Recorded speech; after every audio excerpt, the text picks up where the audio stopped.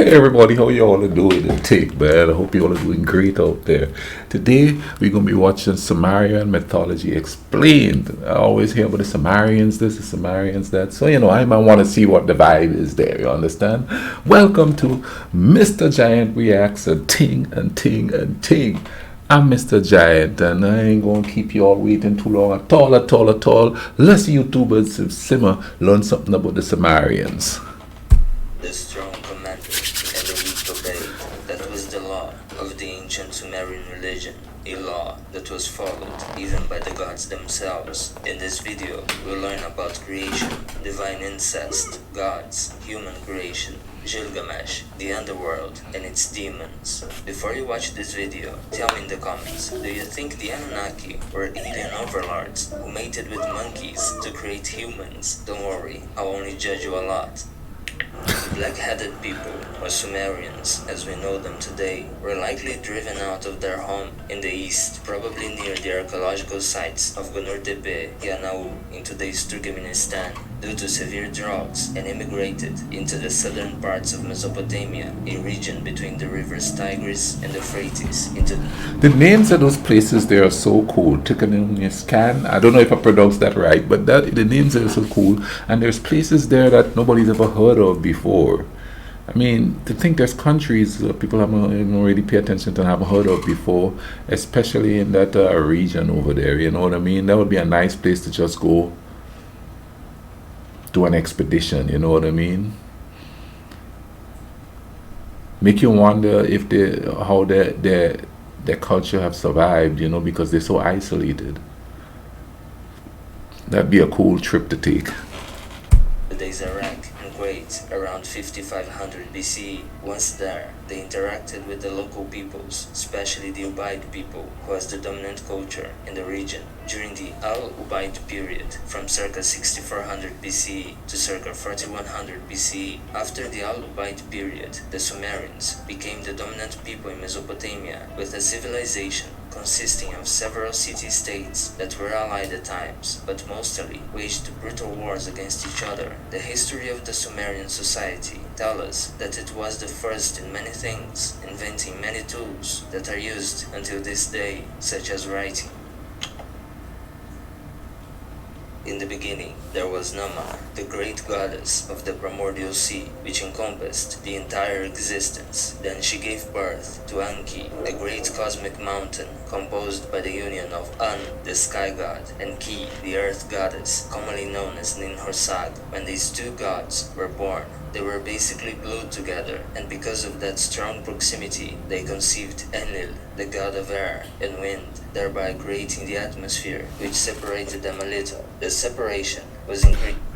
Okay, now I failed to tell you exactly what the video is about from the jump. It's Sumerian Mythology Explained, and this is a cool kind of a.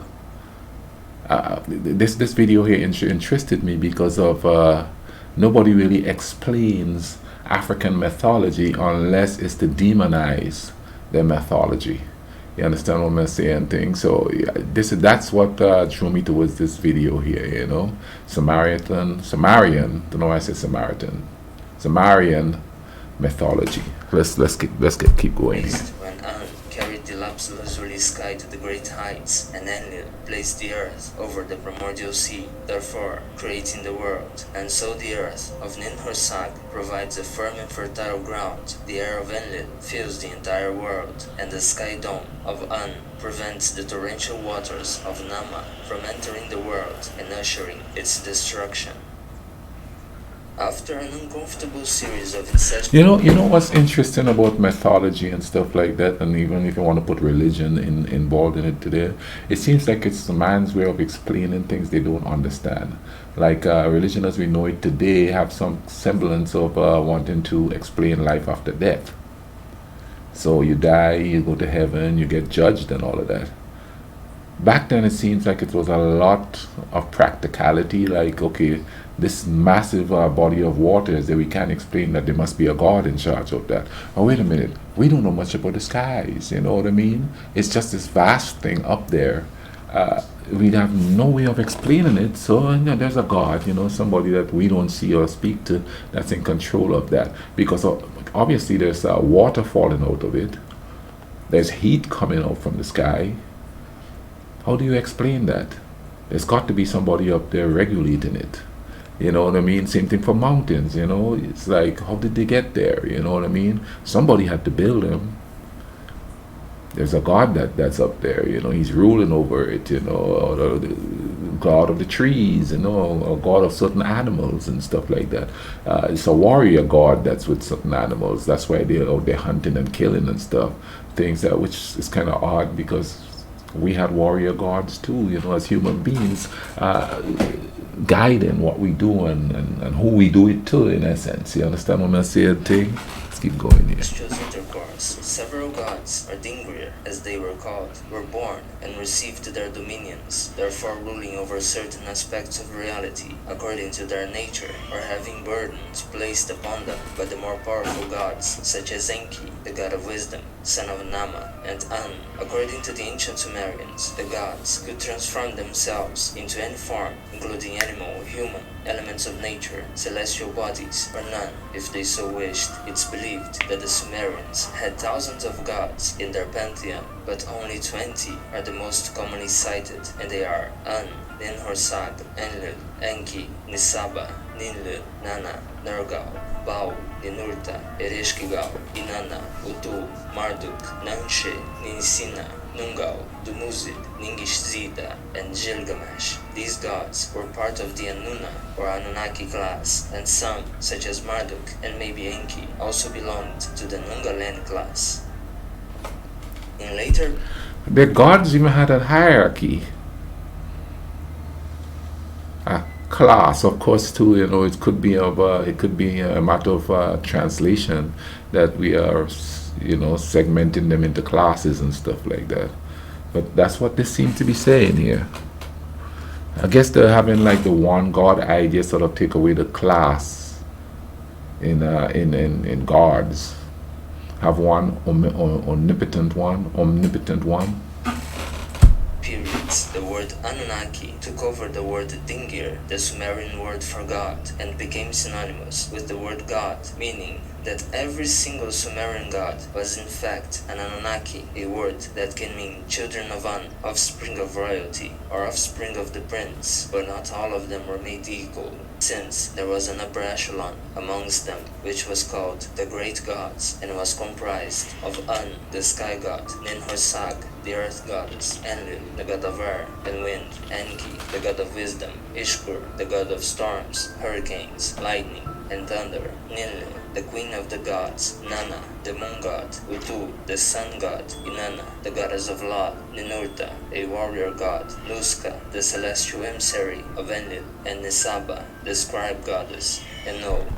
You ever notice that when certain things the female gods are relegated to, like the earth, that's usually a female god in a lot of mythologies, and love is always the female god, which is kind of ironic because nowadays when somebody is in love, they seem to call it a weakness. When you have songs like "Fools Fall in Love" and stuff like that. Of course, they have the counter ones where they say love is a battlefield. Let's just Nowhere is written that they were aliens. As the name suggests, the underworld, or Great Below, known to the Sumerians as Kigal, was an immense region underneath the earth, right below Enki's subterranean ocean, called Abzu. It was ruled by the goddess Ereshkigal, but the sun god, Utu, was known as its supreme ruler. The underworld was encircled by a massive river called Idkura, and the first thing someone saw after crossing the waters via a ferryman, probably called Silwigi, was Ereshkigal's palace called Ganzer, and Neti, its gatekeeper. After entering its court, the dead were judged and then either set free to roam the dark and miserable great city of the dead, or thrown into Nungal's prison to have their hearts pulled. The Sumerian underworld was a horrible place. There was no hope for rewards after death or eternal rest, just hunger, thirst, and pain, unless you were a king. Most demons. Wow. they are after our life, even less preservations for their kings, you know. Hey, I'm a king. I'm going to be treated as a king after death, you know what I mean? You plebeians down there, you all could suffer. It's like a parody of life as it is.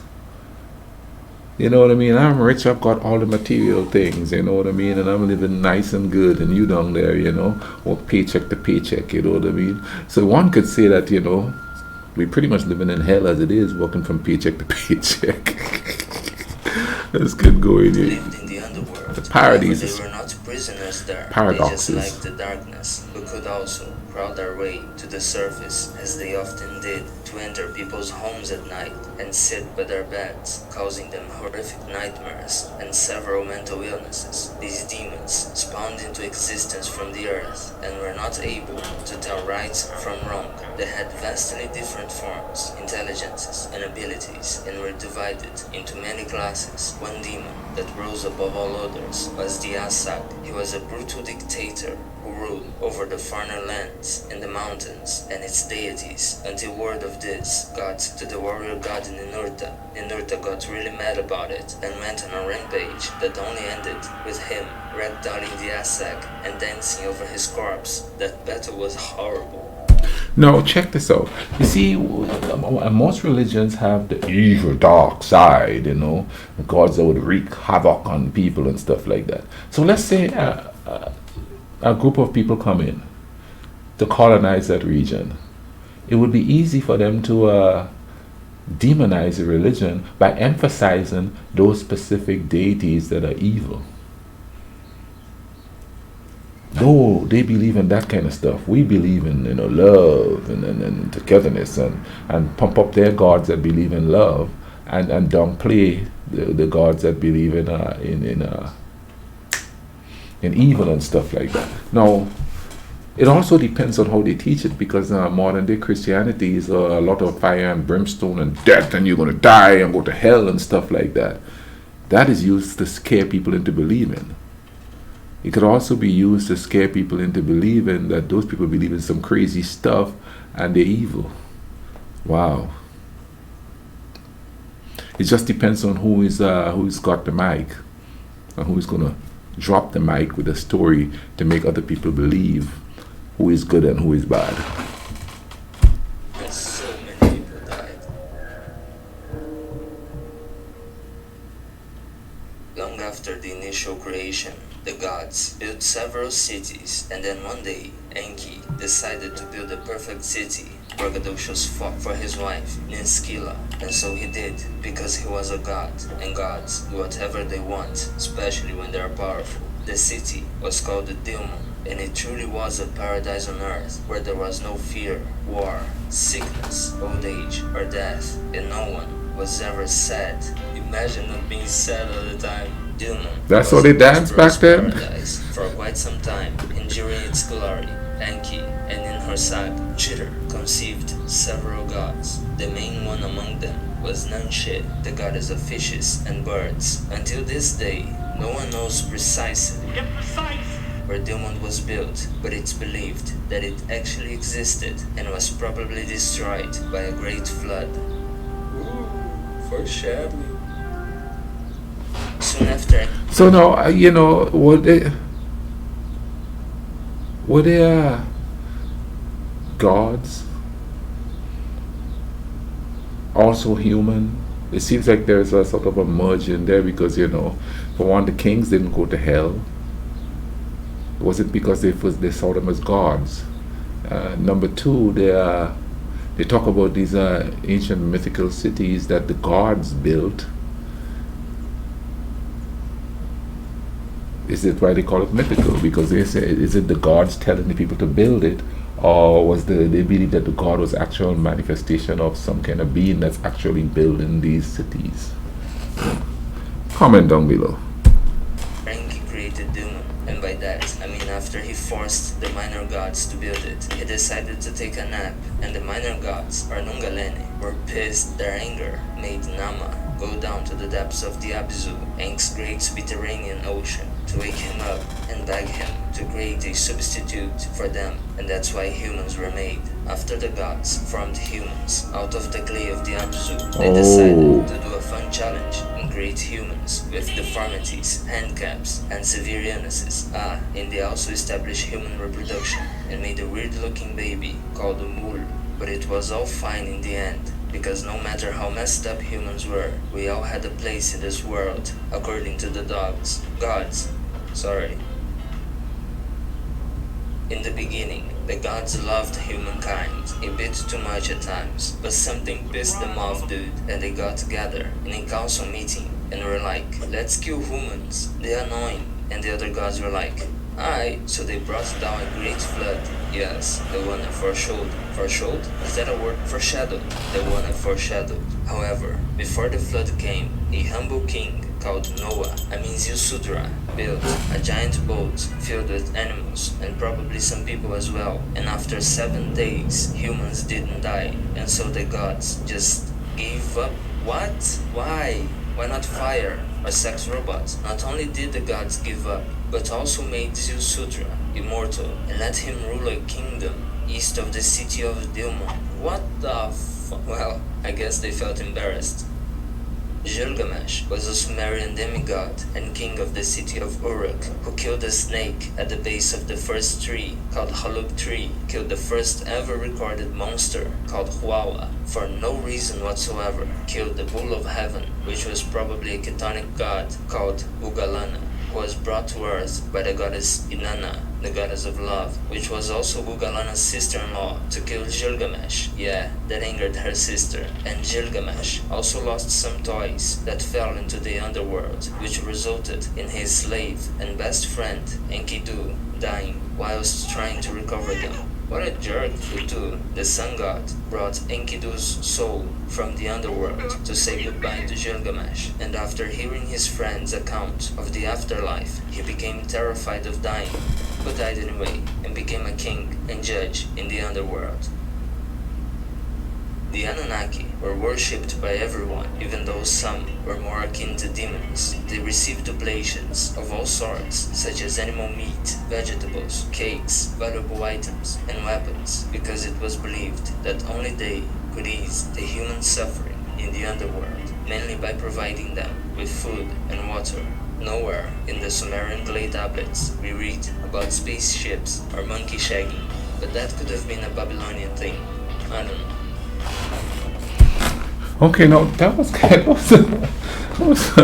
quite an interesting video. It started off kind of a serious, and then the guy started cracking a lot more jokes at the ending of it. You know what I mean? But nonetheless, comment down below. Tell me what you all think about this one here. I'm gonna have to do some more viewing and reading on the Sumerians and see want to know more about their society, not just their mythology and things like that. I'm gonna leave a link in the description for this video. You know what I mean? And then also if you like this video, you like watching videos with me, drop a like on the video and comment down below and tell me more about what you know of this year, and suggestions, man. Keep those suggestions coming for videos to watch, that you all would like to see me react to and things like that. And also I'll do more videos of me telling stories about the island, because some people are saying they want to see me talk more about the island, stories about the mythology and the ghost stories, and just stories in general, animals. I'll tell you stories about the revolution and things that happened to me during the revolution and other people that I know during the revolution and all of that.